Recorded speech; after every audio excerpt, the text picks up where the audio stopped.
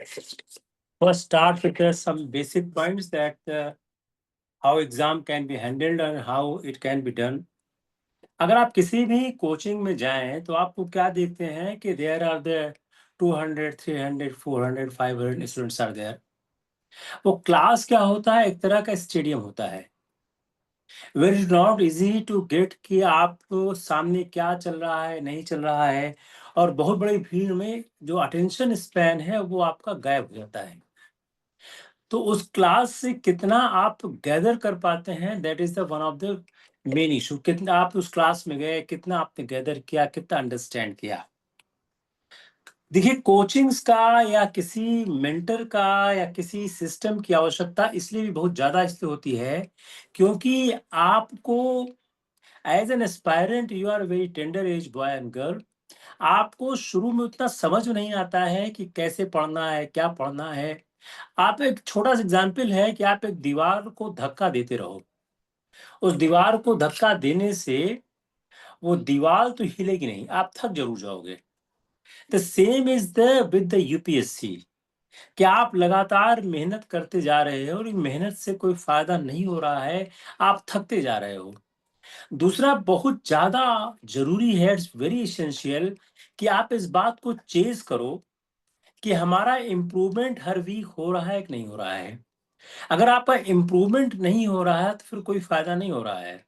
Suppose you are studying from the 1 June for the 2026 examination. जो आप 1 जून को हो वही अगर आप 7 जून को हो तो you have lost the 6 days. जो आप 1 जून को हो मोर और लेस वही अगर 1 जुलाई वो lost almost the 30 days.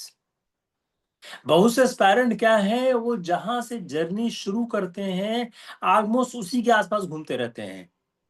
Because they are not aware how to gauge our growth. One of the most important part of the UPSC journey is continuously, regularly, you should gauge where I am. If you are not improving, then you try to understand what is the cause, what is the reason I'm not improving. अगर आप improve नहीं कर पा रहे हो तो बहुत major loss है आपका इस पूरी जर्नी में, और उसका जो रिजल्ट है वो निगेटिव ही आएगा. पॉजिटिव रिजल्ट तभी आता है when you are able to understand कि हम लगातार आगे बढ़ रहे नहीं बढ़ रहे हैं. अब कोई माइलस्टोन तो यहाँ होता नहीं है कि suppose you are going for the 100 kilometre walk and the milestone is explaining you have cross the 1 kilometre, 2 kilometre, 3 kilometre. यहाँ ऐसा होता नहीं है. हो सकता है आप 1, 2, 3 किलोमीटर पे ही हो, आगे आप बढ़ नहीं पा रहे हो, और आपको पता भी नहीं होता है कि जो मेरे साथ लोग हैं, मेरे साथ चल रहे हैं, वो आगे जा चुके हैं. Here you need certain guidance. वो आपका पीयर ग्रुप हो सकता है, आपका मेंटर हो सकता है. कई बार कोचिंग्स भी सपोर्ट कर देती हैं अगर वो किसी एस्पायरेंट पे इंडिविजुअल ध्यान दें. तो very important part is that individual attention need to be there. More or less एक ही तरह की किताब सब पढ़ते हैं. आप पिछले 5-6 सालों के टॉपर्स के या सिलेक्टेड कैंडिडेट्स के आप इंटरव्यू निकालिए, उनकी बुक देखिए, ऑलमोस्ट बुक्स वही हैं जो सब पढ़ते हैं. Then why some of them has got selection and majority has been rejected? UPSC में तकरीबन 4-5 लोग प्रीलिम्स अपीयर करते हैं और फाइनली सिलेक्शन 900, 900, 1000 का होता है. तो if 5 lakhs students are appearing and 1000 is being selected, then majority has been rejected. Who are the boys and girls who has been selected and who is being rejected? This year topper, the Shakti Dubey, failed the 3 times in prelims. Fourth time he has got success. Why? Because she was able to understand what the mistake she has done, and somebody has helped her in this journey. Bhavna has got select IAS in 6th attempt. In 4th attempt, he has got the railways. In 5th attempt, she was again not able to click the exam. Then she has taken 1 year drop, has changed the subject, and got the IAS. She herself confessed that the first 2 years I have lost because I am not aware. कि क्या पढ़ना चाहिए क्या नहीं पढ़ना चाहिए। She was not having the proficiency in Kannada literature, उसको Kannada literature लिखने में बहुत दिक्कत थी। She has taken it, she was not able to complete the paper. It is one of the example, yeah, it is very, very good example that a very good candidate was not able to sail through only because she was not having the facility to mentorship. जब वो mentorship में आई तब उस समझ आया हाँ ये करना चाहिए नहीं करना चाहिए। जैसे कई बच्चे मेरे पास आते हैं जो इंजीनियरिंग के, लॉ के या मेडिकल के लास्ट ईयर में होते हैं। आई ऑलवेज टोल्ड देम कि take a call, you want to go for the job, sit for the placement. If not, you don't sit for the placement, you work for it. One of the boys just joined under me as an IRS officer. He is from IIT Delhi and I am Ahmedabad. He worked 2 years for a good company with good pay package. But he wanted to become IAS. He resigned from the job and worked almost 2 years. After the resignation, he has taken the 2 years time. And first year he said कि sir I was not able to understand मैं कैसे आगे बढ़ूं। तो mentor का या mentorship programme का फायदा यही होता है कि वह आपको समझाने की कोशिश करता है किस रास्ते से चलो। पहला क्या है कि आपके टारगेट फिक्स होने चाहिए। अमूमन ऐसे कि with in 60 days time, 60 to 75 days, not more than that, you prepare the NCERT. If you are able to prepare the NCERT in 75 days, you have crossed a great path. एक बड़ा आपने रास्ता तय कर लिया। लेकिन एनसीईआरटी पढ़ने की भी एक विधा है। लोग बोलते हैं एनसीईआरटी सवाल नहीं आते हैं। It's very wrong notion. Still the questions are coming from NCERT, but right now the UPSC is more concerned with the application part. If you see any year's examination paper, you see the 2025 prelims examination paper, you see the 2024.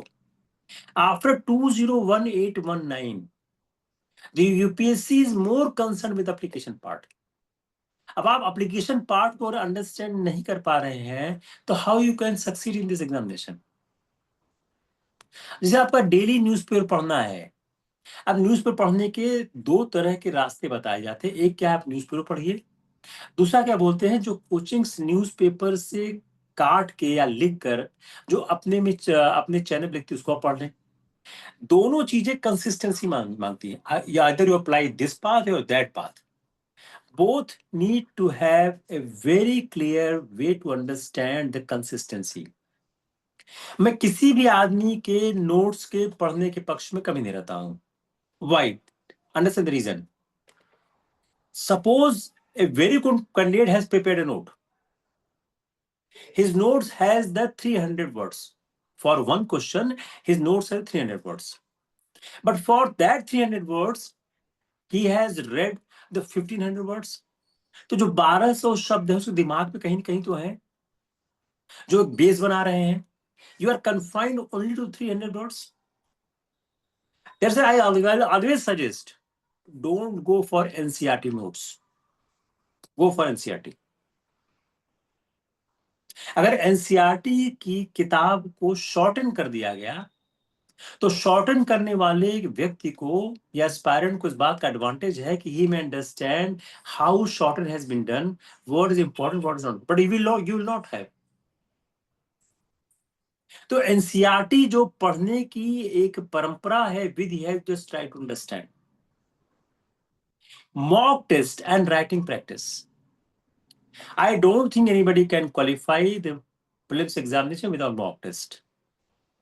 50 से कम mock test अगर आप कर रहे हैं तो qualify करने के chances बहुत ही ज्यादा कम है। कोई एक्सेप्शन में कर गया हो तो मैं नहीं कह सकता हूं, but I have not met any exception till date in last 10 years of my mentoring and teaching. और ये बहुत रिस्की प्रोपोजिशन है। You enter into examination hall without doing minimum 50 mock test. One of the girl appearing this year means I told her to go for the writing practice.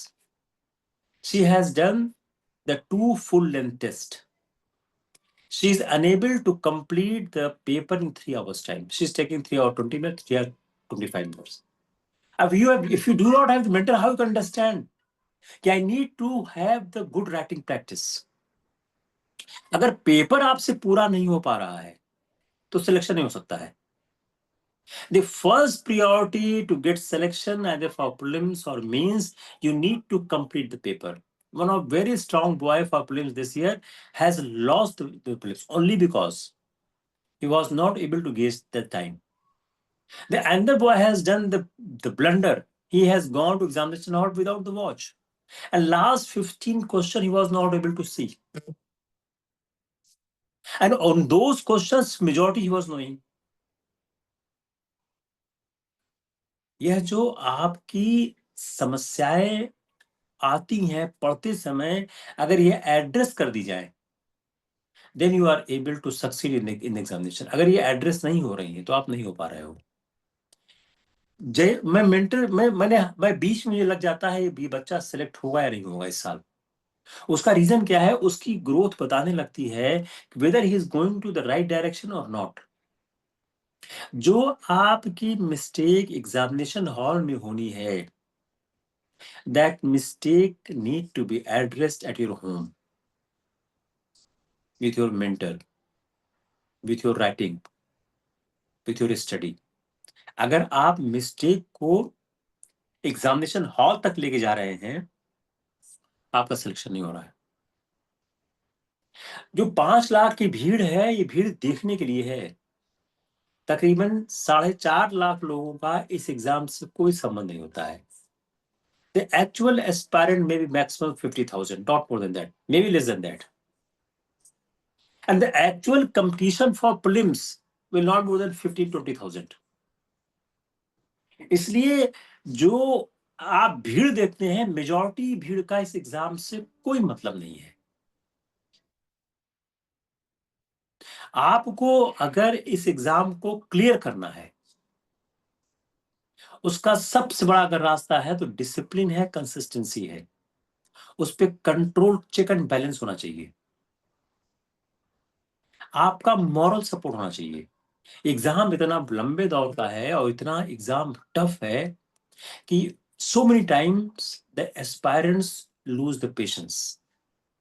ये एक तरह के आत्मघाती प्रवृत्ति आपके अंदर पैदा करता है. सबके साथ होता है, मेरे साथ हुआ, सब साथ होता है. एक आत्मघाती प्रवृत्ति आपके अंदर आने लगती है और हमेशा लगता है मेरा नहीं होगा, हमेशा लगता है.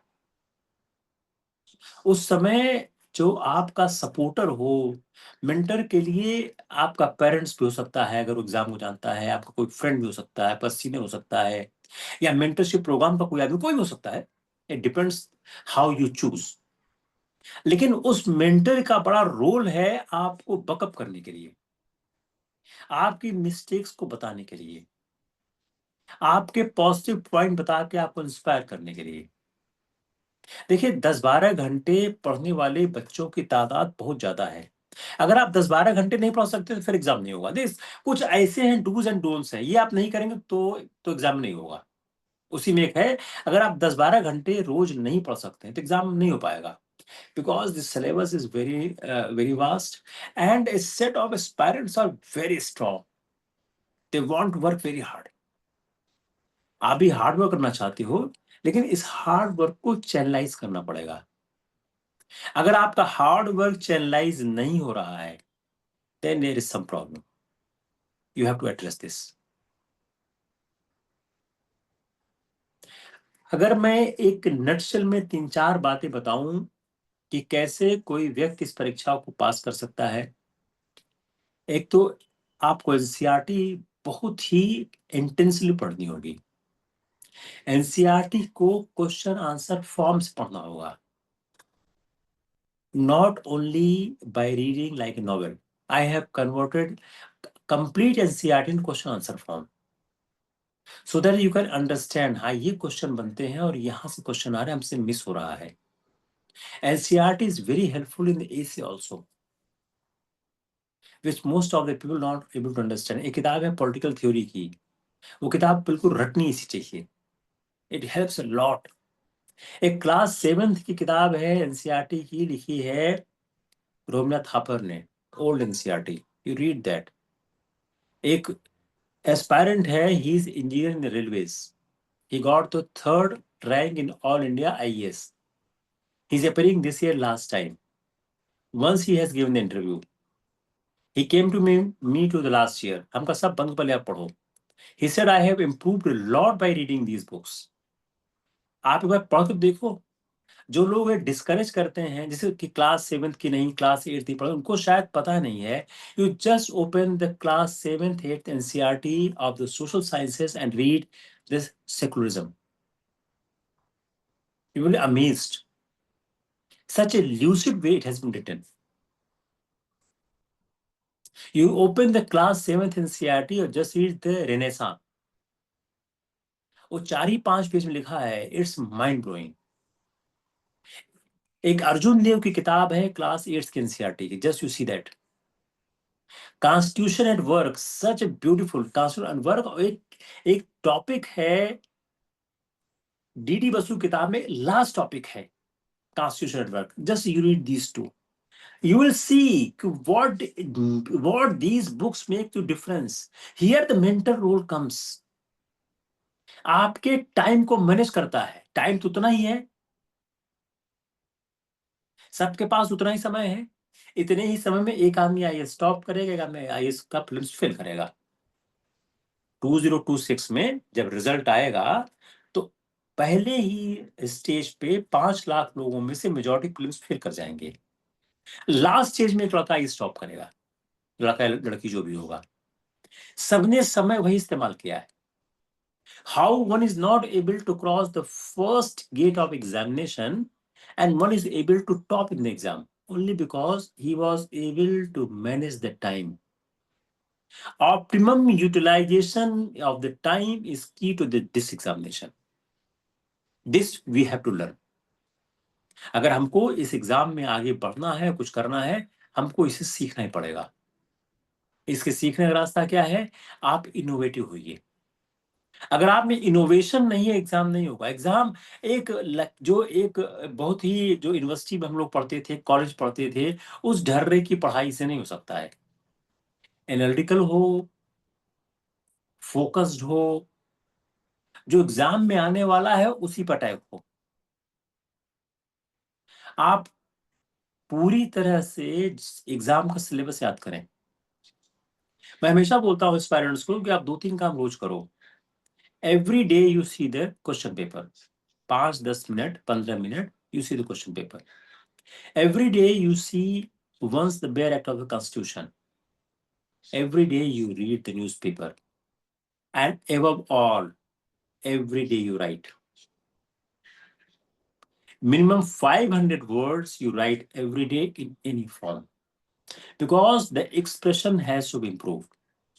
और जो हम प्रीलिम्स का मॉक है, पूरा हम लोग पूरा कोर्स चलाते हैं ताकि किसी भी तरह से आपका प्रीलिम्स रुक नहीं पाए। किसी एस्पायरेंट का प्रीलिम्स रुक गया तो ये बहुत बड़ी जाति हो जाती है। बिकॉज ही इज नॉट, इसका मतलब ये नहीं हुआ कि वह 1 साल पीछे चला गया, वह पूरे सिस्टम के बाहर हो चुका है। तो किसी भी हालत में एस्पायरेंट का प्रीलिम्स क्लियर हो, ये अपनी फर्स्ट कोशिश होती है। वी ट्राई फर्स्ट, किसी भी तरह से एस्पायरेंट का प्रीलिम्स नहीं रुकना चाहिए। अगर आपकी मैथ्स कमजोर, उस पर ध्यान दिया जाए, कंप्रिहेंशन कमजोर, उस पर ध्यान दिया जाए। जो न्यूज़पेपर आप पढ़िए, न्यूज़पेपर से ही कंप्रिहेंशन करिए। जो प्रैक्टिस है बहुत इंपॉर्टेंट पार्ट है इस एग्जाम को लेके। अगर आप ये मुझसे पूछें कि आपकी स्ट्रेटजी क्या रहती है किसी एस्पायरेंट को सिलेक्ट करने की, मैं हमेशा बोलता हूँ रेगुलर मॉक टेस्ट। एक मेरे पास लड़का आया, उसकी रैंक शायद थी 93 रैंक थी। वो हर हफ्ते सैटरडे को 7-8 घंटे मॉक ही करता था। I'm not saying you do this. I'm just sharing these information with you which you do not have. बोला सर हम 7-8 घंटे वही करते थे। It's also one of the way. इस बार जो 101 रैंक पाया है, Nitya has taken her his interview, she will tell the name. He also the same thing to me कि सर हम संडे को मॉक लगातार करते थे। अब जो मॉक आप करते हैं, मॉक क्या है, आपको मेंस के लिए भी तैयार करता है, because the quiz type of the questions are not coming in the examination. In the prelims examination, if you analyze, it is coming only the conceptual questions that help you in the means also. एक किताब है A L Basham की, the wonder that was India. उसको हम लोगों ने simplify किया.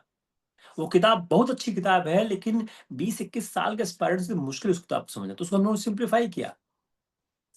उसमें मॉक, उसमें हम लोगों ने क्वेश्चंस बनाए कि कैसे सिंप्लीफाई किया. देखिए, दीज आर थिंग्स जो आपको support, you need a support. If I will say in the one line, आपको सपोर्ट चाहिए. बगैर सपोर्ट के नहीं होगा. अब वो दिन चले गए जो हम लोगों के टाइम में क्या होता था कि कोई भी असिस्टेंस की जरूरत नहीं थी. एग्जामिनेशन का सिस्टम आसान था, कॉम्प्लेक्सिटी कम थी. Right now the exam has a lot complexity. I have not seen a single aspirant till date who has got selection without having any support. किसी न किसी तरह का सपोर्ट है. उस सपोर्ट की परिभाषा अलग है, हम लोग कभी आगे बात करेंगे. आज हम इसी पे कन्फाइन करते हैं कि हम एक सपोर्ट सिस्टम जरूर लेके चलें. अब मेंटरशिप जरूरी क्यों है? उसके 3-4 कारण हैं. एक कारण क्या है? यह आपको ऑप्टिमम एफिशिएंसी से काम करने की सुविधा देता है. एक कार चल रही है पहाड़ी पर, एक कार चल रही पैदल समतल पे. अब कहीं पहुंचने का रास्ता पहाड़ी से भी हो जाता है, समतल भी जाता है. तो जो व्यक्ति उस पहाड़ी को लेकर जाएगा, जो उस हिल के थ्रू जाएगा, वो एफर्ट ज्यादा लगा, हो सकता है पहुंच भी जाए, नहीं पहुंचे. लेकिन अगर आपको दूसरा रास्ता पता है जो प्लेन है, जहां पे हिंड्रेंसेस कम है, तो आपकी जर्नी आसान हो जाएगी. आप थकोगे भी कम, आपकी गाड़ी का पेट्रोल भी कम लगेगा, अब आप पहुंच भी जाओगे. तो पहली चीज क्या है? एक सही रास्ते का पता होना चाहिए. दूसरा, कंटिन्यूअस ग्रोथ एनालाइज होनी चाहिए. अगर आप ग्रोथ एनालाइज नहीं कर रहे हो, जैसे इंडिया की इकोनॉमी बहुत अच्छी है, उसका एक पैरामीटर क्या है? आप इकोनॉमी का ग्रोथ देखो. दूसरा क्या है? सोशल जस्टिस प्रोग्राम देखो. ऐसे ही आपके इस सिस्टम में जो ग्रोथ है, वह दोनों तरह से हो. आपकी पढ़ाई के समय के साथ भी हो और आपको उसको फायदा मिले. मतलब देश का विकास भी हो और समाज को फायदा मिले. तो आप अपनी उस ग्रोथ को लगातार चेक करने की कोशिश करो. तीसरा, न्यूज़पेपर की जो एनालिसिस है, वह आप मेंटर से डिस्कस करो. आपने ये समझा, आपने ये देखा, ये नहीं देखा, आपने जो पढ़ा उस पर डिस्कशन करो. कि साहब, हम मान लो आपको छोटा सा टॉपिक दे दिया, किसी टॉपिक ले लो. मान लो हमने दिया कि इन्फ्लेशन है, आप पढ़ के आइए. तो आप इन्फ्लेशन पढ़ोगे, डिफ्लेशन पढ़ोगे, स्टैग्फ्लेशन पढ़ोगे. Then you discuss with your mentor, with your guide, कि साहब मैंने पढ़ा है, इसमें क्या शॉर्टकमिंग्स है. तो आपके पढ़ने के अप्रोच का आइडिया होगा. Suppose it is faulty approach is being helped. तो कॉन्स्टिट्यूशन क्या है? कॉम्प्लिकेटेड मैटर है. सब लोग एक ही किताब पढ़ते हैं, लक्ष्मीकांत की. लक्ष्मीकांत की किताबों से सवाल आने काफी कम हो गए हैं, आपको सब पता है. तो मेंटर सप्लीमेंटेड. अब मैं आपको राय दूं नहीं, आप एमपी जैन की किताब पढ़ो, आप वीर शुक्ला की किताब पढ़ो, तो it is injustice with you. Then I am hampering your progress. I am making you towards the unsuccess. जहां मैंने बड़ी मोटी मोटी किताबें आपको सजेस्ट करनी शुरू की, हम आपके सफलता को रोक रहे हैं. The job of the mentor, supporter, coaching, anyway, जिसका भी आप नाम लें, उसका जॉब ये है कि आपके बेसिक फाउंडेशन को इंप्रूव करे अपने एफर्ट से. You should not take effort on that. धीरे धीरे क्या है, आपके अंदर क्यूरियोसिटी जगेगी, आप लगातार उसको खोजने की कोशिश करेंगे. आजकल एक एस्पायरेंट्स में बहुत ही नई प्रवृत्ति आ गई है, और अच्छी प्रवृत्ति भी है. वो एआई का इस्तेमाल करते हैं. खासकर इंजीनियर्स बहुत कर रहे हैं. लेकिन एआई का इस्तेमाल बहुत केयरफुल होना चाहिए. कई बार उसमें इंफॉर्मेशन गलत आती हैं. Because I regularly check on AI. लेकिन उसका यूजफुल है, उसकी यूज है, that need to be also handled with the mentor and with the guide. These are the few points that of which I wanted to communicate you. कोई सवाल है? House open for you. You can ask any question. कोई आपको doubt हो, कोई आपको confusion हो, कुछ आप जानना चाहते हो, आप जरूर पूछें। किसी पास है कोई डाउट, कोई कंफ्यूजन? नहीं है?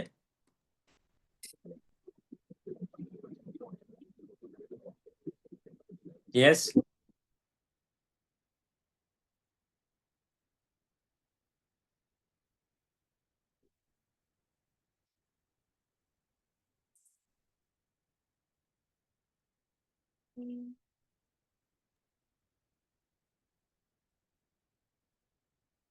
एक और है, थोड़ा सा ऑफबीट रीडिंग करनी चाहिए।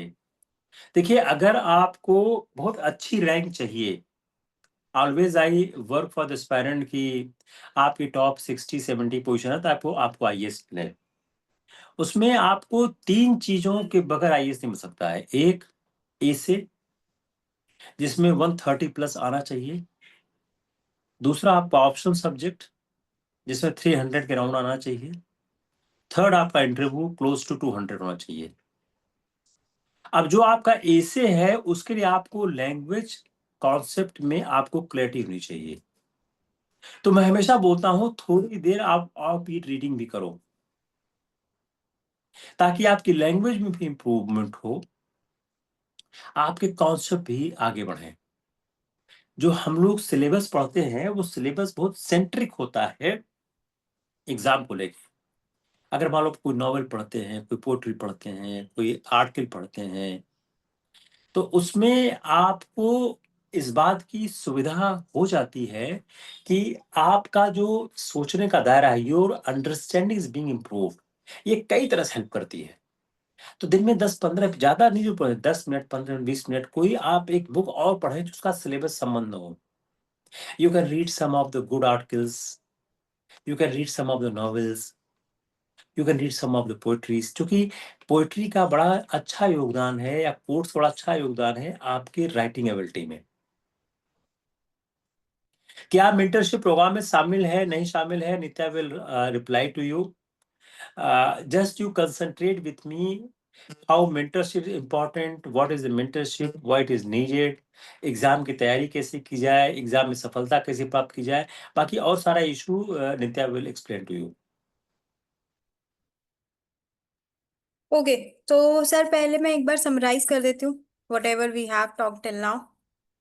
या so if you want to prepare for the 2026 examination, overall एक जिस्ट ये रहेगा कि सबसे पहले आप प्रॉपर सिलेबस की अंडरस्टैंडिंग रखिए एंड एग्जाम पैटर्न की प्रॉपर अंडरस्टैंडिंग रखिए। So for syllabus understanding you can visit the official website of UPSC, और वहां पे आप उसके एक एक कीवर्ड को देखिए कि क्या बताया जा रहा है, कैसे किस तरह से कौन कौन से सब्जेक्ट्स हैं, क्या क्या आ रहा है। मे बी अगर आप वर्ल्ड हिस्ट्री पढ़ेंगे तो यू शुड रियलाइज कि वर्ल्ड हिस्ट्री से क्वेश्चंस प्रीलिम्स में नहीं आ रहे हैं, मेंस में क्वेश्चन आ रहे हैं। Society disaster management is a part of mains, it is not a part of prelims examination. Exam pattern के लिए you should go through the previous year papers, last 5 years के पेपर्स देखिए, समझिए कि प्रीलिम्स में 100 क्वेश्चंस आ रहे हैं, mains में 20 क्वेश्चंस हैं, 10 क्वेश्चंस 10 मार्क्स के हैं, 10 क्वेश्चंस 15 मार्क्स के हैं। Next thing that you should do is you should fix a resource list.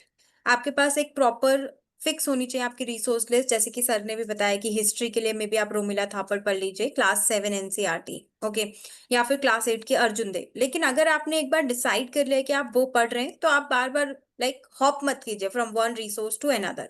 जो आपने डिसाइड किया है उस पर आप स्टिक करके रखिए। Another thing that you should simultaneously, for GS and optional both have separate mentorship. Yes, both have separate mentorship. फिर जैसे कि सर ने बताया कि आपके पास एक प्रॉपर प्लान होना चाहिए, जिसमें ऑब्वियसली मेंटोरशिप काफी अच्छा रोल प्ले करती है in making a good plan for you, जो कि डिवाइडेड होता है ईयरली, मंथली और डेली प्लान्स में। तो एक प्लान ऑब्वियसली आप अपनी नीड्स के अकॉर्डिंग अपने लिए बना सकते हैं। If you are not able to make it, या आप उसको फॉलो नहीं कर पा रहे, then you can look for mentorship और समथिंग। फिर उसके बाद नेक्स्ट पॉइंट जो सर ने साइड किया था, that is continuous practice specially of the mock test. So generally aspirants को मैंने भी देखा है, सर ने भी देखा है कि एक प्रॉब्लम होती है जहां पर आप लोग सोचते हैं पहले पढ़ लें, पहले सब खत्म कर लें फिर टेस्ट देंगे। So that is a very wrong approach, क्योंकि जब आप क्या कहते हैं पढ़ते पढ़ते ही टेस्ट देंगे, पढ़ते पढ़ते ही मॉक टेस्ट लगाएंगे या आंसर राइटिंग प्रैक्टिस करेंगे, you will come to know where you are lagging, what are your weak areas etcetera. तो इस पर डेफिनेटली आप लोग वर्क करिए, साइमल्टेनियसली मॉक टेस्ट देते रहिए एंड अल्टीमेटली कंसिस्टेंसी मेंटेन करनी है। इनिशियली हो सकता है आप 8 घंटे ना पढ़ पाए, तो आप 4 घंटे पढ़िए, धीमे धीमे आप उसको 6 पे लेके जाइए, 8 पे लेके जाइए, एग्जाम पास आ रहे हैं तो 10 से 12 घंटे पढ़िए। नाउ अगर आपको कोई भी डाउट है मेंटोरशिप रिलेटेड, तो that also you can ask. Nitya ने 2-3 चीजें जो रेज की हैं, let me answer you. First, analysis of the syllabus. Syllabus पूरा याद होना चाहिए। मुझे ऐसा कोई एस्पायरेंट नहीं मिला है आज तक जिसने सिलेबस याद न किया, मुझे नहीं मिला। देखिए 10 ईयर्स मैं मेंटरशिप कर रहा हूँ, बहुत से, मेरे ख्याल से 1000 से ज्यादा लोगों को मैंने इंटरटेन किया है। सब सेलेक्ट नहीं होते हैं, लेकिन जो सिलेक्ट होते हैं, नहीं सिलेक्ट, दोनों के बीच का मुझे डिफरेंस भी समझ में आता है। उसमें जो एनालिसिस पावर का डेवलपमेंट है वो बहुत बड़ी बात होती है। दूसरा, आप अपने ऑप्शनल के या जीएस के सिलेबस का कीवर्ड्स पढ़े। I am giving one example. एक दो टॉपिक ऐसे हैं जो 3-4 पेपर में आते हैं, modern India and the constitution polity. वो जीएस में भी है, लॉ में भी है, पॉलिटिकल साइंस में भी है, पब्लिक एड में भी है, और एक थोड़ा सा सोशियोलॉजी में भी है। If now you go and see the syllabus, everyone has a different syllabus. After my this talk, you just go and see the syllabus of the modern India and the polity constitution in GS, law, public administration, political science, international relations. You find a difference. So suppose you are approaching to me that, sir, I want to understand the constitution for the PSIR or for public ad for law. My approach will be different in comparison to the what approach I will have for the GS, because your GS has the most polity centric approach. Your law has the more legal based approach. Your political science syllabus has the more the political development in the world, not only India. And when you go towards to the public administration, then it encompasses the legal as well as administrative aspect. तो इसलिए आपको ये, अगर आप वही answer लिखोगे जो GS में लिख रहे हो, वही आंसर आप सेम टॉपिक का पॉलिटिकल साइंस लिखोगे, you will not get the good marks. Your approach of writing need to be the different. या आप देखो 20-22-21 साल उम्र में इतने आसानी से आता नहीं है, you need the support in that.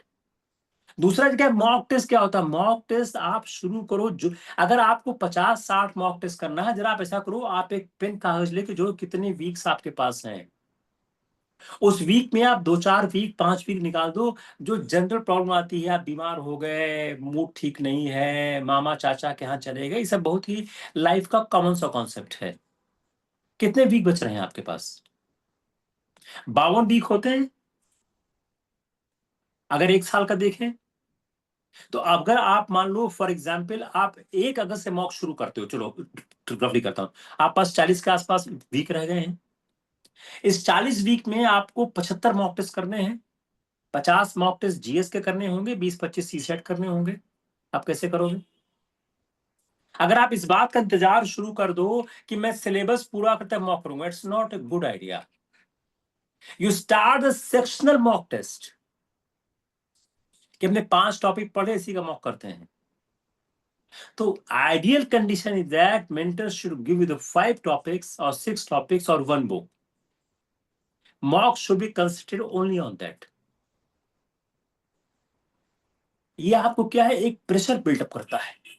मान लीजिए आपको कहा जाए कि आपका आज क्या है, आज संडे है, अगले संडे आपका मॉक टेस्ट होगा जो मॉडर्न इंडिया की बिपिन चंद्रा की किताब है, उसके 8 टॉपिक से। फॉर एग्जाम्पल, आप पे प्रेशर बिल्डअप हो गया है कि आपको वो टॉपिक करना ही करना है, यू हैव नो ऑप्शन। आप 12 घंटे पढ़ो, 10 घंटे पढ़ो, 8 घंटे पढ़ो, तो देना ही देना है। दूसरा, कोई भी आदमी पहले दिन से 8-12 घंटे ही पढ़ सकता है। Right now I am working the 14, 15, 16 hours a day only because I'm doing this for last 20-30 years. एक दिन नहीं होता है, लेकिन आप अगर उसको शुरू नहीं करोगे तो नहीं होगा। अभी 4 घंटे ही करो, लेकिन विथ एन इंटेंशन कि 4 को 5 करना है, 5 को 6 करना है, 6 को 7 करना है, 7 को 8 करना है। I am ultra runner. जब मैंने रनिंग शुरू की थी तो मुझसे 500 मीटर नहीं होता था। Then I was able to run 172 kilometers from Bombay to Pune only because consistently I have tried. कि जब मुझसे 400-500 किलोमीटर ही होता था, उसमें रुक गया था 200-300 मिनट, मेरी सांस फूलती थी। Only because I have the patience. तो you should also have the patience. अभी 4 घंटे कोई बात, 4 घंटे करते हैं, अगले हफ्ते 5 करते हैं, 6 करते हैं, लेकिन बहुत जल्दी आप 8, 10, 11 घंटे पे आओ। If you want to become IAS, you pay the price. नहीं बनना चाहते हो तो कोई बात नहीं, बनेगा वही जो इस काम को करेगा, अपने को इंप्रूव करेगा, अपने इंटरेस्ट को ठीक करेगा। और बगैर कंसिस्टेंसी की ये नहीं हो पाएगा। अगर आप सोचो कि 2 दिन आपने क्या कहते हैं पढ़ा, 4 दिन गोल करे, 0 हो गया। मैं आपको फिर रनिंग से एग्जाम्पल देता हूं। आपने एक दिन रन किया, नेक्स्ट डे नहीं किया तो अफोर्ड हो जाएगा। I am talking for the person who is runner. I am talking for the Kipchoge, जो इंडिया, जो वर्ल्ड का टॉप मोस्ट रनर है। अगर आपने 2 दिन लगातार रन नहीं किया तो आपकी जो इंड्योरेंस है, आपकी जो कैपेसिटी है, डाउन हो जाती है। Same with your study. जो भी आदमी एक दिन गैप कर लो, 2 दिन गैप कर लिया, आपकी कैपेसिटी, इंड्योरेंस डाउन हो जाती है, for understanding also, for hard work also. आप इसको ऐसा करो ना, मेरी सारी बात कहीं लिख लो, you check on yourself. ये बड़ी टाइम टेस्टेड है, इसमें कोई भी पैसे का इधर उधर नहीं होगा। अगर आप लगातार पढ़ सकते हो तभी एग्जाम दो। You appear in this exam only when. अच्छा, ये सिलेक्शन 1 साल में हो जाए इसकी कोई गारंटी नहीं। 2 साल लग सकता है, 3 साल लग सकता है, 4 साल लग सकता है। तकदीर अच्छी रही 1 साल में होगा, खराब रही 2 साल, लेकिन अगर आप 2, 3, 4 साल लगे रहोगे, चांसेस बहुत ब्राइट हैं। आप किसी भी टॉपर्स की, आप आप 100 जो टॉप रैंक का आप लिस्ट निकाल देख लो, सबको 3-4 साल लग रहा है आजकल। 2 साल, 3 साल सबको लग रहा है। अब 2-3 साल का मतलब नहीं है 2-3 साल एग्जाम ही हो सकता है पहली साल भी तैयार कर रहा हो। I am not aware the where you are right now. Where I will start mentoring, I will understand कहां आप हो, कितना आपको आता है, कितना आपको नहीं आता है, कहां से आपको स्टार्ट करना पड़ेगा। These are the some of the basic facts.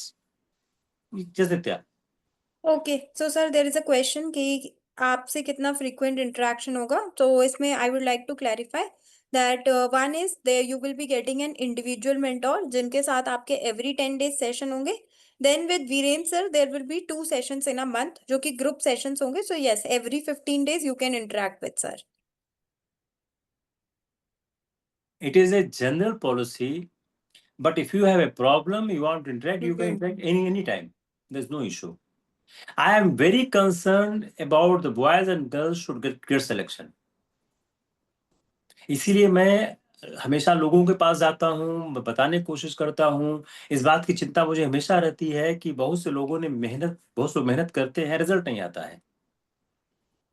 तो ये जनरल पॉलिसी है, बट यू कैन, अगर आप ज्यादा मेहनत करोगे, मेरे को भी सिलेक्शन चाहिए। देखिए कि आपको नहीं चाहिए सिलेक्शन, मुझको भी चाहिए।